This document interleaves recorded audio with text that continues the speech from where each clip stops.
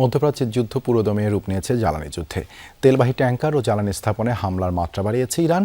বাহরাইনের মুহাররাবারকে একটি স্থাপনায় fuel tank লক্ষ্য করে ব্যাপক হামলা চালিয়েছে তারা। গত দুদিনে অন্তত 6টি ট্যাঙ্কারে হয়েছে হামলা। ইসরায়েলকে লক্ষ্য করে পাল্টা হামলা অব্যাহত রেখেছে তেহরান। ইরানের সামরিক বাহিনীর হুঁশিয়ারি, শত্রুপক্ষের 1 লিটার তেলও যেতে দেয়া হবে না হরমুজ প্রণালী দিয়ে। অন্যদিকে তাণ্ডব থামেনি যুক্তরাষ্ট্র ইসরায়েল যৌথ বাহিনীর। আবারও নিজেদের জয়ী দাবি করলেন মার্কিন প্রেসিডেন্ট ডোনাল্ড ট্রাম্প।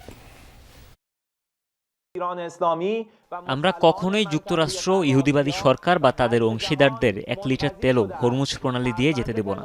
জ্বালানির দাম কৃত্রিমভাবে কমিয়ে রাখা সম্ভব নয়। আমরা এরই মধ্যে সতর্ক করেছি, যুদ্ধ পুরো অঞ্চলে ছড়িয়ে পড়লে তেলের দাম ব্যারেল প্রতি $200 পৌঁছাবে।